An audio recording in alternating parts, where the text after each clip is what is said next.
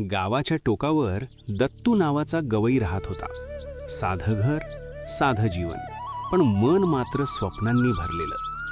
दत्तूचं शेतीवर जगणं होतं, पण त्या वर्षी पाऊस बिनधास्त आला आणि त्याचं संपूर्ण पीक वाहून गेलं.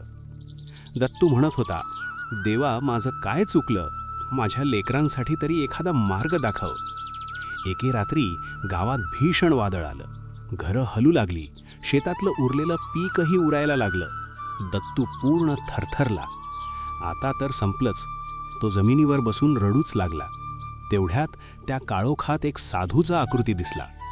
पांढरे वस्त्र, हातात काठी, शांत पण सामर्थ्यवान नजर.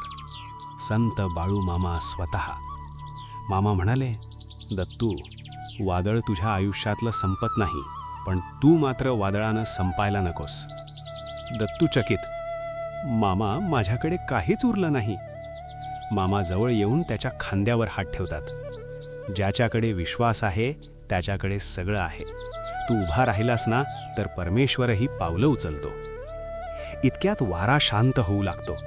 ढगांचा रवराव थांबतो आणि काही क्षणात पूर्ण आकाश साफ. दत्तू आश्चर्याने आजूबाजूला बघत राहतो. मामा हसतात. कधीच्या कधी शेवट म्हणतोस? हे तर सुरुवात आहे. उद्यापासून मेहनत सुरू कर. जमीन तुला उत्तर देईल. दुसऱ्या दिवशी अविश्वसनीयपणे वादळानं दत्तूच्या शेतात ओलसरता आणली होती.